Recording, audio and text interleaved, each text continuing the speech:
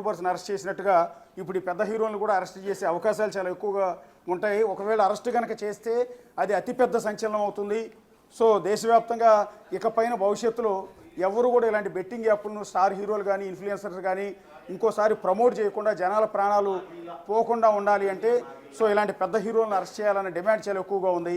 So ఇప్పుడు మియాపూర్ పోలీసులు ఏం చేయబోతున్నారు అనేది వెరీ ఇంట్రెస్టింగ్గా ఉంది. ఇప్పటివరకు చిన్న చిన్న ఇన్ఫ్లుయెన్సర్ని అరెస్ట్ చేశారు. సో కొంతమందికి నోటీసులు ఇచ్చారు. ఇప్పటికే 11 మందికి నోటీసులు ఇచ్చారు. సో వాళ్ళకి ఇచ్చినట్టుగానే ఇప్పుడు రాణా దగ్గుబాటికి, విజయ్ దేవరకొండకి, ప్రకాష్ రాజ్కి, మంచు లక్ష్మికి వీళ్ళందరికీ కూడా నోటీసులు ఇచ్చే అంశం చాలా క్లియర్గా కనిపిస్తోంది. అయితే నోటీసులు ఇచ్చిన వెంటనే వాళ్ళు ఏమైనా యాంటిసిపేటరీ కోసం అప్లై చేసి బెయిల్ తెచ్చుకుంటారు లేదా అన్న దాని మీద ఇప్పుడు మనం ఒకసారి డిస్కస్ చేసుకోవాల్సి ఉంటుంది. ఎందుకంటే పలుకుబడి ఎక్కువ ఉంటుంది, పెద్ద పెద్ద లాయర్లను పెట్టుకోగలిగిన కెపాసిటీ ఉంటుంది. ఎందుకంటే అపరంగా ఈ బెట్టింగ్ యాప్స్ ద్వారా కోట్లాది రూపాయలు సంపాదించి ఉంటారు కాబట్టి ఆల్రెడీ వీళ్ళు డబ్బు ఉన్న వాళ్ళే కాబట్టి అలా ఏమన్నా చేయగలుగుతారా, లేదా పోలీసు విచారణకు అటెండ్ అవుతారా, వీళ్ళని కూడా అరెస్ట్ చేస్తారా, ఇవన్నీ కూడా జనాలు సంధిస్తున్న ప్రశ్నలుగా మనకు కనిపిస్తున్నాయి. ఈ ఎఫ్ఐఆర్లో ఒకసారి complaint name PM Phanindra Sharma son of late Venkateswararao. ఆయన ఇచ్చిన కంప్లైంట్ మేరకు, ఆయన కూడా శేర్లింగంపల్లికి సంబంధించిన వ్యక్తి. సో ఆయన ఇచ్చిన కంప్లైంట్ మేరకు ఈ ఎఫ్ఐఆర్ ఫైల్ అయింది. ఫస్ట్ ఆయన పెట్టిన కేసులో మొట్టమొదటి కేసు రాణా దగ్గుబాటి మీద ఫైల్ అయింది. Rana Daggubati serial number 1, serial number 2 Prakash Raj మీద కేసు ఫైల్ అయింది. అండ్ నెంబర్ 3 ఎఫ్ఐఆర్లో, ఇప్పుడు నా చేతిలో ఉన్న ఎఫ్ఐఆర్లో నెంబర్ 3 విజయ్ దేవరకొండ మీద కూడా కేసు ఫైల్ అయింది. ఇక నెంబర్ 4 మంచు లక్ష్మి. ఈ ఎఫ్ఐఆర్లో ఫణీంద్ర శర్మ ఇచ్చిన కంప్లైంట్లో నెంబర్ 4 మంచు లక్ష్మి మీద కేసు ఫైల్ అయింది ఇందాక నేను చెప్పిన సెక్షన్ల ప్రకారం. తర్వాత ప్రణీత, ఈమె అత్తారింటికి దారేది సినిమాల్లో కూడా బాగా పాపులర్ అయ్యారు, హీరోయిన్ ప్రణీత, ఆవిడ మీద కేసు ఫైల్ అయింది. సో నిధి అగర్వాల్, ఆమె కూడా తెలుగు హీరోయిన్, చాలా సినిమాల్లో కూడా ఆవిడ యాక్ట్ చేశారు. సో నిధి అగర్వాల్ మీద కేసు ఫైల్ అయింది.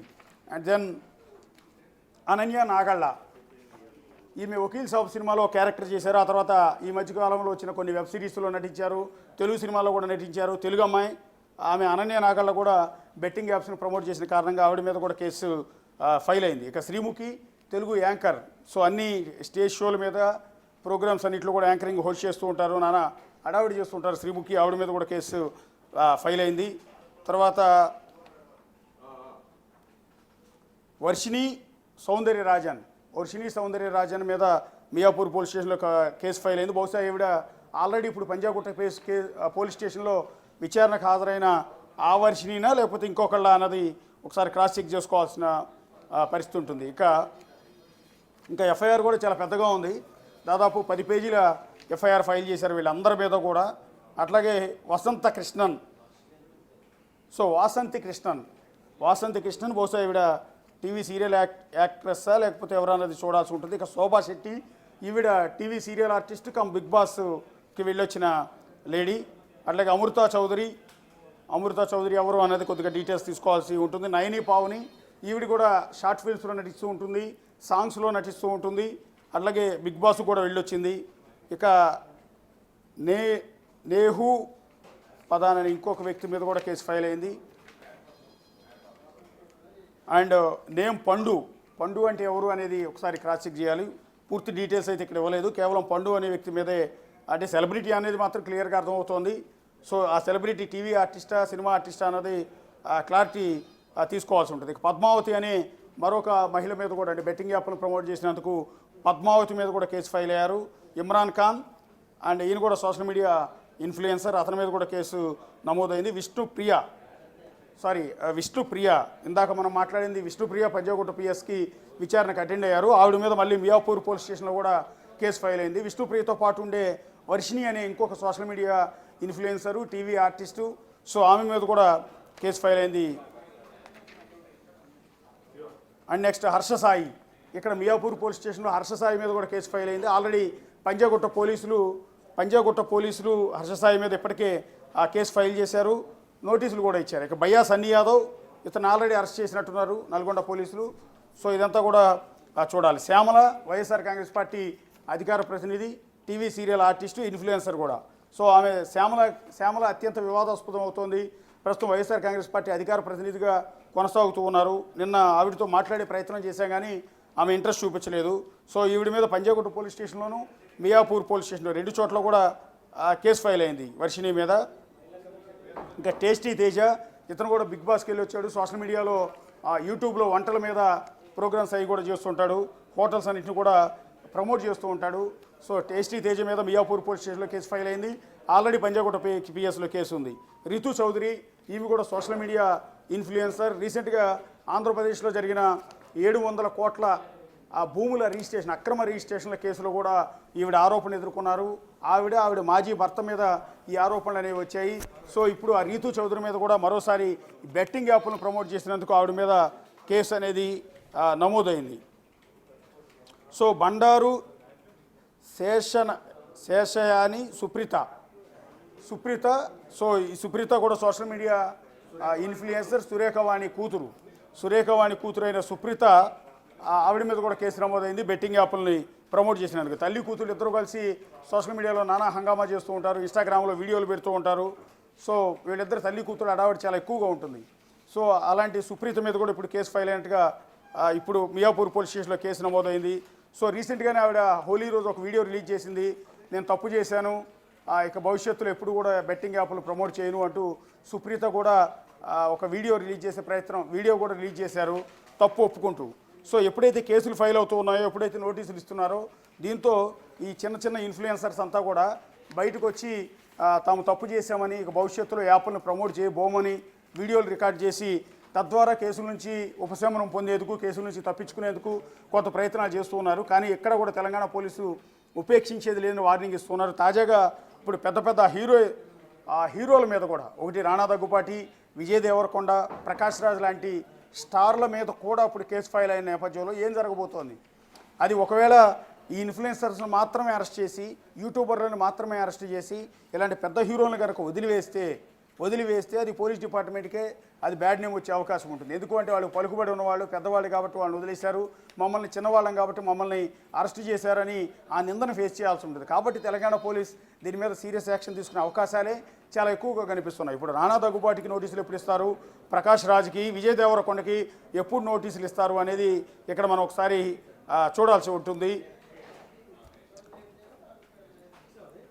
సో ఇక్కడ దీనికి సంబంధించి ఇప్పుడు పెట్టిన సెక్షన్ కూడా 318/4 అంటే చీటింగ్ చేసినట్టు, అంటే తప్పుడు సంస్థలను ప్రమోట్ చేస్తూ బెట్టింగ్ యాప్లు లాంటి ప్రమాదకరమైన జనాల జీవితాలతో చెలగాటమాడే, అప్పులు పాలు చేసే, జీవితాలను నాశనం చేసి ఆత్మహత్యలు గుసుగొలిపే ఇలాంటి దరిద్రపు యాప్లను ప్రమోట్ చేసి జనాన్ని తప్పుదోవ పట్టించి వాళ్ళు మోసం చేశారనే కారణంతో 318/4 చీటింగ్ కేసు నమోదైంది. ఇక నెక్స్ట్ వీళ్ళ మీద ఫైల్ అయిన ఇంకో సెక్షన్ ఏంటంటే 112 అంటే ఆర్గనైజ్డ్ క్రైమ్, అంటే ఉద్దేశపూర్వకంగానే ఈ కుట్రకు పాల్పడి ఈ రకమైన జనాన్ని చీట్ చేస్తూ నమ్మించి మోసం చేస్తూ చేశారు అనేది ఇది ఒక ఆర్గనైజ్డ్ క్రైమ్ కింద ఉంటుంది. అట్లాగే 49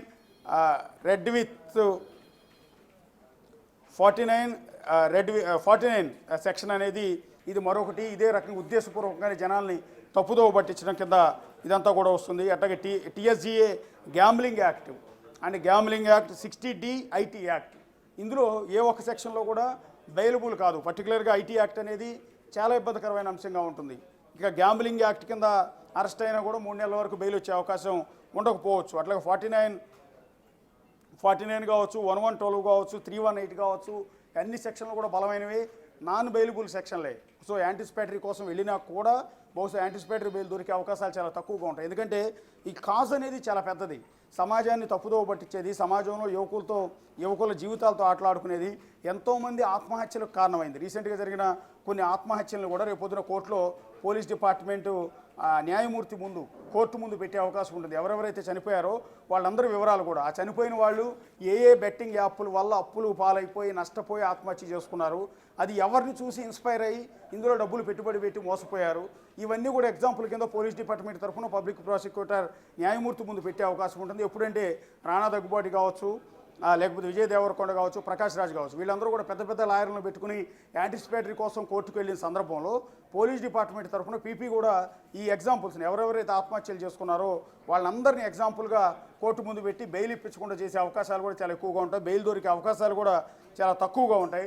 సో ఈ నేపథ్యంలో వీళ్ళందరూ కూడా ఇరుక్కున్నట్టే. సో ఇప్పుడు మియాపూర్ పోలీస్ స్టేషన్లో వాళ్ళ కేసు నమోదైంది. ఇంకా మరికొంతమంది మరికొంతమంది బాధితులు కనుక ముందుకు వస్తే, నిన్న సజ్జనార్ కూడా చెప్తూ ఉన్నారు, నేరుగా మేము కేసు ఫైల్ చేయడానికి వీల్లేదు, ఎవరైతే నష్టపోయిన బాధితులు ఉన్నారో, ఎవరైతే చనిపోయిన వాళ్ళు ఉన్నారో వాళ్ళ తరఫున వాళ్ళ బంధువులు వచ్చి కేసు పెడితే ఆ కేసు సివియారిటీ చాలా ఎక్కువగా ఉంటుంది, వాళ్ళ మీద చాలా యాక్షన్ తీసుకోవడానికి అవకాశం ఉంటుంది, వాళ్ళని అరెస్ట్ చేసే అవకాశం ఉంటుంది. అంతేకాకుండా ప్రజల నుంచి చొరవ రాకుండా, ప్రజలు కనుక ముందుకు రాకుండా మేమేమీ చేయలేము అనేది పోలీస్ డిపార్ట్మెంట్ చెప్తున్నమాట. ఈ నేపథ్యంలోనే ఇప్పుడు ప్రజలు స్వచ్ఛందంగా ముందుకు వస్తున్నారు. పంజాగుట్ట పిఎస్లో ఒకళ్ళు కేసు ఫైల్ చేశారు, ఇవాళ మియాపూర్ పోలీస్ స్టేషన్లో ఒకళ్ళు పెట్టారు, రేపొద్దున ఇంకొక పోలీస్ స్టేషన్లో ఇంకొక కేసు పెట్టే అవకాశం ఉంటుంది. రేపు ఆంధ్రప్రదేశ్లో బాధితులు అనేక మంది ఉన్నారు కాబట్టి ఆంధ్రప్రదేశ్లో ఉన్న పోలీస్ స్టేషన్లో కేసులు పెట్టే అవకాశం ఉంటుంది. ఈ నేపథ్యంలో పూర్తిగా ఎవరైతే డబ్బులకు కక్కుర్తిపడి, కేవలం డబ్బులకు కక్కుర్తిపడి సినిమాల్లో కోట్లాది రూపాయలు రెమ్యునేషన్ తీసుకుంటారు, విజయ్ దేవరకొండ ఒక్కొక్క సినిమాకి కొన్ని కోట్ల రూపాయలు డబ్బులు తీసుకుంటారు, ప్రకాష్ రాజ్ కొన్ని కోట్ల రూపాయలు తీసుకుంటారు, రానా దగ్గుబాటి కొన్ని కోట్ల రూపాయలు డబ్బు తీసుకుంటారు. ఇంతంత ఆదాయం ఉన్నా కూడా, వీళ్ళ ఫ్యామిలీ బ్యాక్గ్రౌండ్ కూడా చాలా పెద్దది, రానా దగ్గుబాటి లాంటి వారిది. అలా ఉన్నా కూడా వాళ్ళు డబ్బులకు కక్కుర్తిపడి, వాళ్ళు ఇచ్చే లక్షల రూపాయలు కక్కుర్తిపడి ఈ బెట్టింగ్ యాప్లను ప్రమోట్ చేసి ఇప్పుడు అనేక మంది జీవితాలను నాశనం చేశారు, ఎంతోమంది ప్రాణాలు తీశారు. కాబట్టి వీళ్ళకి బెయిల్ అనేది దొరికే అవకాశం లేదు. సో వీళ్ళని అరెస్ట్ చేసినా కూడా సమాజం నుంచి పెద్దగా రెస్పాన్స్ కూడా వచ్చే అవకాశం లేదు. ఎందుకంటే ఎంటైర్ సొసైటీ ఈరోజు బెట్టింగ్ యాప్స్ వల్ల చనిపోయిన బాధితులను చూసిన తర్వాత కన్నీళ్లు పెట్టుకుంటుంది.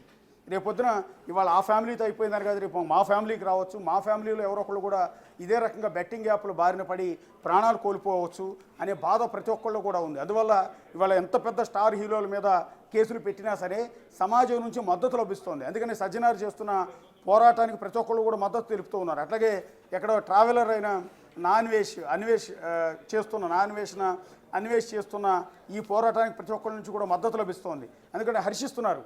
అందువల్ల సో సొసైటీ యాక్సెప్ట్ చేయట్లేదు దీన్ని. కాబట్టి ఎంత పెద్ద స్టార్ హీరోని రేపొద్దున అరెస్ట్ చేసినా సరే సొసైటీ నుంచి చాలా పాజిటివ్ రెస్పాన్సే వస్తుంది తప్ప వాళ్ళకు అనుకూలంగా మాత్రం ఎక్కడ వచ్చే అవకాశం లేదు. ఇది ఒక సంచలనంగా మారుతోంది. మియాపూర్ పోలీస్ స్టేషన్లో నమోదైన కేసు, ఇటు పంజాగుట్ట కేసులో ఇప్పటికి విచారణ కూడా నడుస్తోంది. ప్రస్తుతం విష్ణుప్రియని పోలీసులు అయితే విచారిస్తూ ఉన్నారు. Right, thank you Ashok.